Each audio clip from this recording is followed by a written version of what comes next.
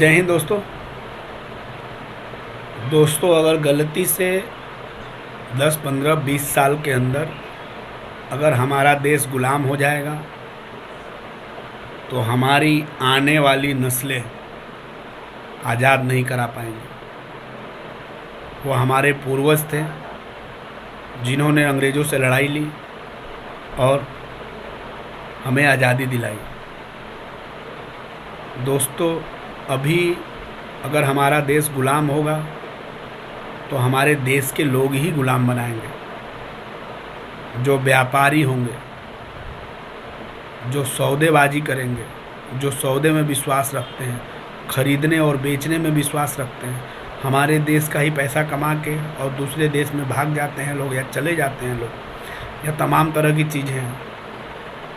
दोस्तों, अपने देश को बचाना है तो बहुत ही सोच समझ के आप लोग वोट दीजिए। और कैंडिडेट अगर आपको अच्छा नहीं मिलता है तो नोटा को दबाइए, नहीं तो दोस्त ये देश गुलाम हो जाएगा और हम गुलामी की तरफ बढ़ रहे हैं। कितने स्वार्थी हो गए हैं हम लोग, ये किसी को बताने की ज़रूरत नहीं है। तो हम वोट देते समय क्यों नहीं स्वार्थी हो जाए? उस टाइम हम सब कुछ भूल क्यों जाते हैं? मिडिल क्लास को अलग तरीके से समझ में आता है, गरीब 500 में बिक जाता है, देखता भी नहीं है कि 500 रुपया तो हम 5 साल में अगर 1-1 रुपया 2-2 रुपया पेट्रोल में देते हैं ना हर महीने का, तो भी उससे कहीं ज़्यादा हो जाता है।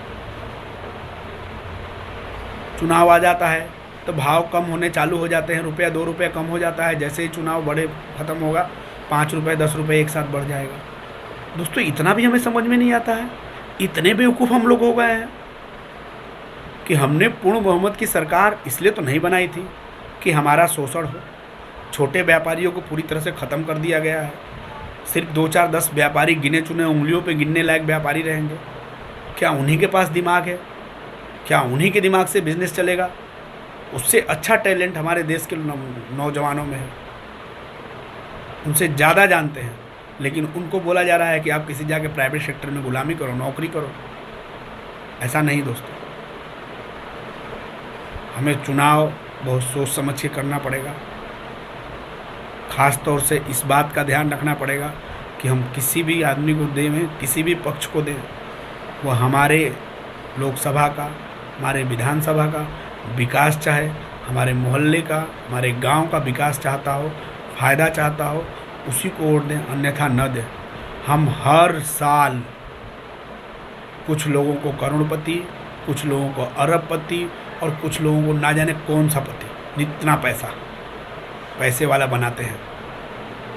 आज की तारीख में दोस्तों सबसे बढ़िया बिजनेस राजनीति हो गया है।